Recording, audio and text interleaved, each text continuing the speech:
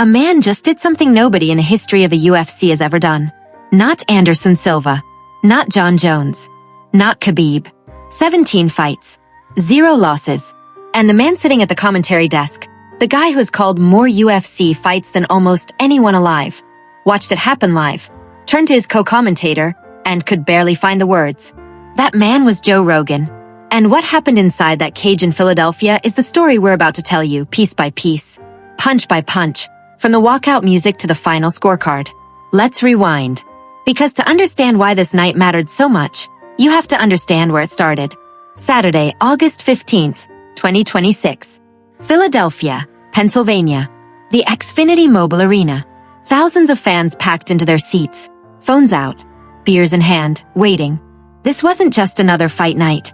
This was the first time in over 15 years that a numbered UFC event had touched down in the city of Philadelphia. The last time the Octagon was even in that building was back in 2019, a fight night card that ended in a flurry of first-round knockouts. So there was already a feeling in the air, a sense that history liked visiting this city, that Philly crowds bring something electric out of fighters. And tonight, the promotion was betting that the loudest, most passionate fans in America were about to witness something they would talk about for the rest of their lives. At the center of it all was one man, Islam Makhachev. If you don't follow the sport closely, here's what you need to know about him. Islam Makhachev is from Dagestan, a region in Russia known for producing some of the most feared grapplers on the planet. He trained since childhood under the same roof as Khabib Nurmagomedov, the legendary lightweight champion who retired undefeated. The two of them grew up together, trained together, bled together. And when Khabib walked away from the sport as one of the greatest of all time, most people assumed nobody could fill that void. Then Islam Makhachev started fighting like a man possessed. He built a winning streak that most fighters can only dream about. Win after win after win. He beat legends. He beat killers. He choked out Charles Oliveira, one of the most dangerous submission artists the sport has ever seen. He out-wrestled Dustin Poirier, a man who has fought and beaten some of the toughest competition in UFC history. He handled Alexander Volkanovski, arguably the greatest featherweight of all time, not once but twice. And when he moved up in weight, jumping 15 pounds into the welterweight division to chase a second title, most fans figured he'd hit a wall. Instead, he demolished Jack Della Maddalena, the reigning champion at the time, controlling him for almost the entire fight, barely letting him breathe, let alone fight back. That win made Islam a two-weight world champion. It also tied him with UFC Hall of Famer Anderson Silva for the longest winning streak in the history of the promotion. 16 straight wins. A number that had stood since 2013, untouched, unchallenged, treated like a mountain nobody could climb. Now Islam Makhachev had a chance to climb past it. All he had to do was beat one man. That man was Ian Machado Garry. If Islam is the quiet, calculated destroyer, Ian Garry is his total opposite. Loud, confident, charismatic, Irish through and through, and proud of it. He calls himself the Future. And for years, people laughed that nickname off as pure bravado, another young fighter running his mouth before he'd earned the right. But slowly, fight by fight, Garry started making people eat their doubts. He was tall for a welterweight, with a 5-inch height advantage and a 4-inch reach advantage over Makhachev. A genuine physical mismatch that gave him tools most of Islam's past opponents never had. He had wrestling of his own, real wrestling, good enough to stuff takedowns from monsters in the division. He had crisp, technical striking from the outside, the kind of jab and move game plan that frustrates grapplers trying to close distance. And Garry had already been tested. Just a year earlier, he suffered his first professional loss to Shavkat Rakhmonov, a terrifying finisher who at the time had never failed to finish an opponent. Garry didn't get finished either. He survived. He went the distance with one of the most feared men in the sport, and even in defeat, he walked away believing he never truly lost the fight, that in his heart, he'd earned more respect that night than the record book would ever show. Then he responded the way champions respond. He got back in the cage and dismantled former welterweight champion Belal Muhammad, outstriking him for 15 straight minutes, stuffing every single takedown attempt Belal threw at him. And after that win, standing in the cage with the microphone in his hand, Garry looked into the camera and called out the one man everyone knew he needed to fight next. "Islam, you try to take me down," he said. "I'm telling you right now, I'm the best in the world. You're looking at him. It's Ian Machado Garry. I'm taking that throne from you." Bold words. The kind of words that either age like fine wine or come back to haunt you forever. Gary was putting his career on the line with that call-out, and the UFC granted his wish. So there it was. The stage was set. A record-breaking legend chasing history against a fearless young challenger with the size, the skill, and the confidence to believe he could be the one to finally end the streak. This wasn't a mismatch on paper. This was a genuine puzzle, and everybody who understood the sport knew it. Which brings us to the commentary booth, and to Joe Rogan. For those who don't know, Joe Rogan isn't just a podcast host. He's been calling UFC fights since the very early days of the promotion, back when it was still fighting for legitimacy, back when most people thought it was a blood sport with no rules. He has sat cage side for almost every iconic moment in UFC history. He's called knockouts that live forever on highlight reels, submissions that made grown men gasp, and comebacks that turned unknown fighters into legends overnight. When Joe Rogan gets excited at the commentary table, fans know something special is happening because he's seen it all, and it takes a lot to actually surprise him anymore. In the days leading up to UFC 330, Rogan had already been talking about this fight on his podcast, breaking down the matchup with his usual blend of technical insight and genuine curiosity. And in one of those conversations, he said something that caught fans off guard. He suggested that if Islam Makhachev beat Garry and successfully defended the welterweight title, there was a real chance the champion might just walk away from the sport entirely. Islam may retire, Rogan said. If he beats Ian and says, "I've had enough, I'm gonna do what Khabib did," I could see that. Think about the weight of that statement. Khabib Nurmagomedov retired as an undefeated legend, at the peak of his powers, and never looked back. If Rogan was right, if Islam really was thinking about following that same path, then this fight in Philadelphia wasn't just a title defense. It might be the final chapter of one of the greatest careers the sport has ever seen. Every fan walking into that arena, and every fan watching at home, understood they might be witnessing history and a goodbye all at once. Now let's set the scene, because the walkouts alone tell you everything about who these two men are. Ian Machado Garry came out first. The lights dropped. The crowd noise swelled into something close to a roar, because Philadelphia loves an underdog, loves a fighter who talks his talk, and then walks it right into the cage. Garry moved through the tunnel with that same swagger fans had come to expect. Chin up, eyes locked forward, moving like a man had already convinced himself he was going to win. He climbed into the octagon a challenger in name only. In his own mind, he was already the champion. He just needed the judges, and the man across from him, to catch up to that reality. Then it was Islam's turn. There's something different about the way Islam Makhachev walks to the cage. No wasted motion, no theatrics, no need to convince anyone of anything.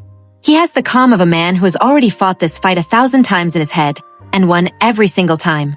He climbed in, touched gloves, and waited for the bell with the stillness of someone who trusts his own preparation completely.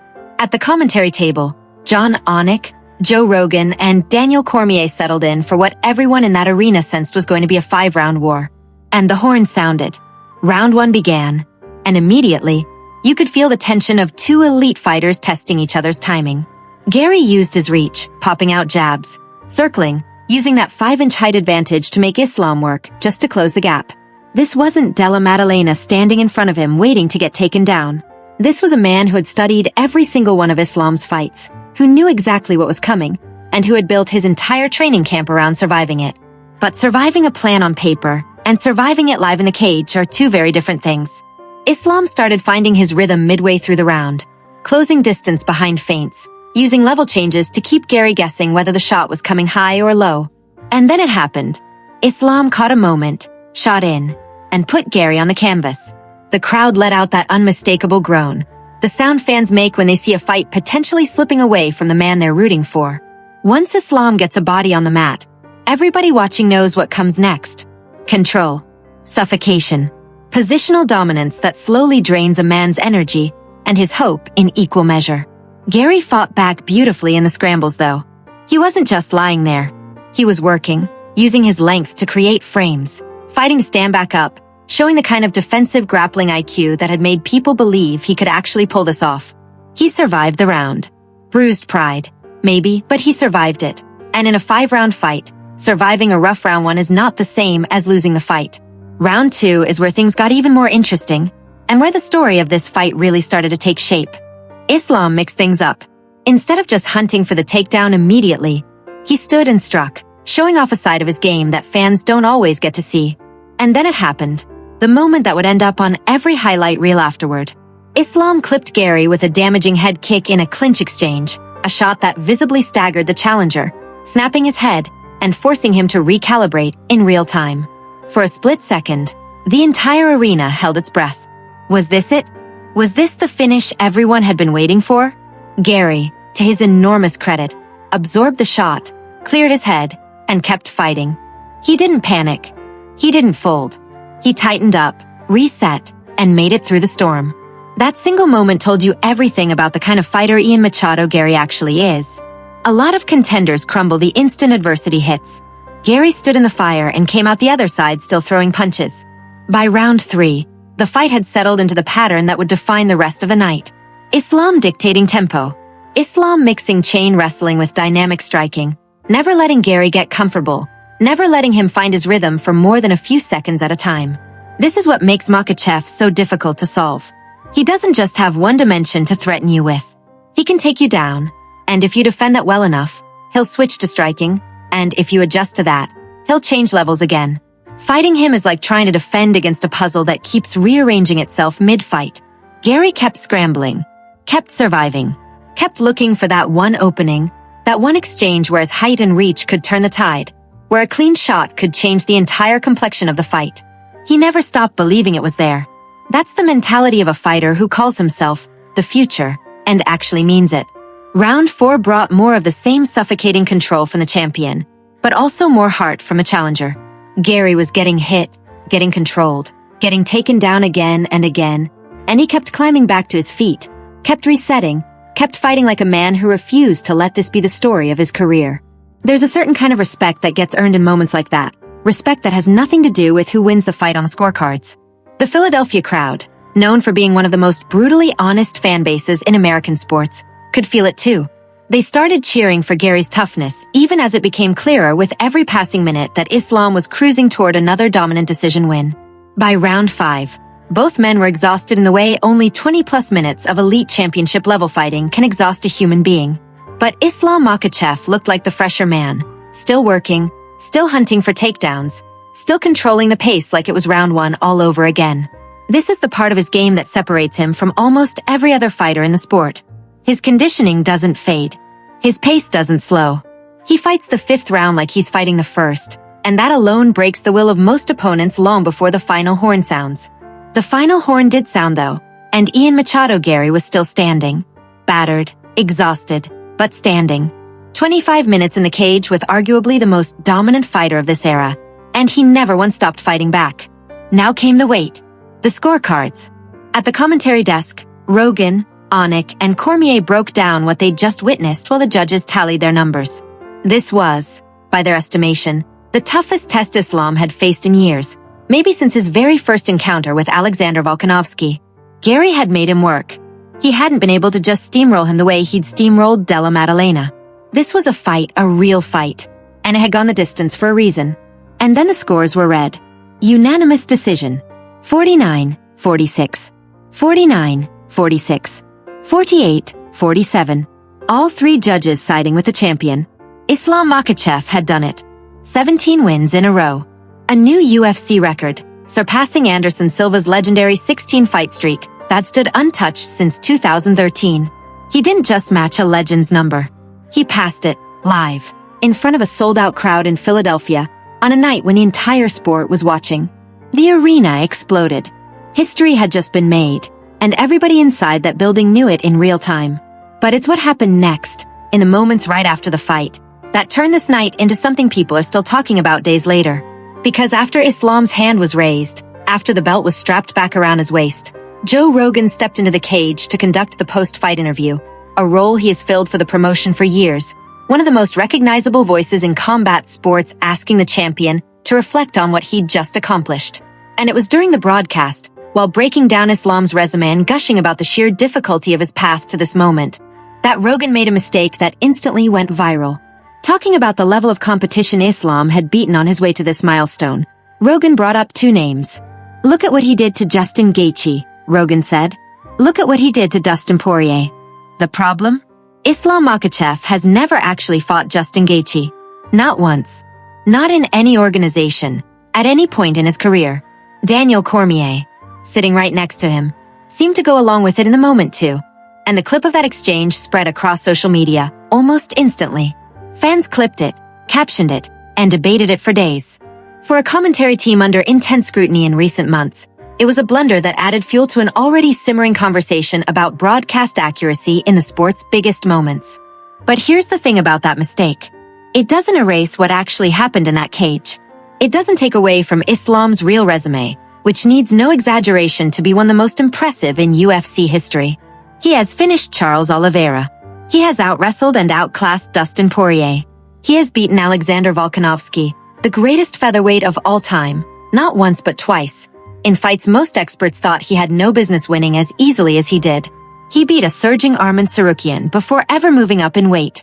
And then he jumped 15 pounds into a new division and beat two elite welterweights back-to-back, becoming just the fifth fighter in UFC history to become a two-division champion and successfully defend belts in both weight classes. The mistake at the commentary desk was human error in an emotional moment.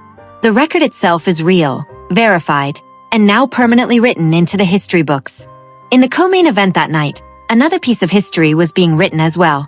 Mackenzie Dern, the UFC's women's strawweight champion, defended her title for the very first time against Canadian standout Jillian Robertson. Two elite jiu-jitsu practitioners, both fighting out of a Brazilian jiu-jitsu background, trading danger on the mat for 25 minutes. Dern's most dangerous moment came in the very first round, when she nearly locked in a fight-ending rear-naked choke in the closing seconds, the kind of near-finish that makes an entire arena rise to its feet and then groan collectively when the horn saves her opponent. Dern controlled the pace from there, threatening submissions, working transitions, using her grappling pedigree to outposition Robertson round after round.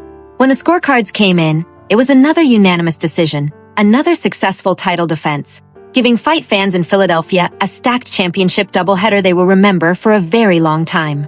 So what does all of this mean going forward? What happens next for the man who just became the greatest winning streak holder in UFC history? That question is exactly what makes this moment so fascinating. Remember what Joe Rogan said before the fight even happened?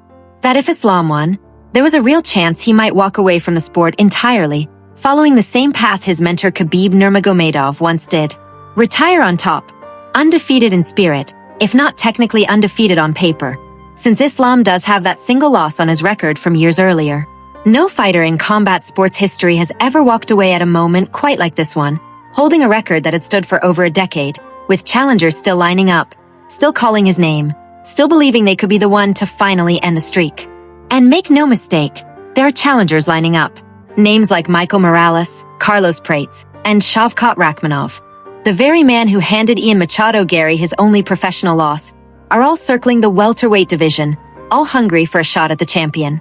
There's even talk in the sport of a potential super fight down the line against Ilia Topuria, the former two-division champion who's been building his own legendary resume before a recent setback. If Islam Makhachev keeps fighting, the matchups waiting for him are some of the most dangerous and exciting the division has to offer. But if he doesn't keep fighting, if he decides that 17 straight wins, 2 divisional titles, and a broken all-time record is the perfect place to close the book, nobody could blame him. He would be leaving the sport exactly the way his mentor did. On top, untouchable. A legend who chose to walk away on his own terms instead of letting time or a challenger make that decision for him. For Ian Machado Garry, the loss stings, but it doesn't define him. He falls to 17 wins and 2 losses on his professional record, both of those losses coming against 2 of the most feared fighters currently active in the welterweight division. He didn't get finished. He didn't get outclassed the way so many others have been by this Dagestani wrecking machine.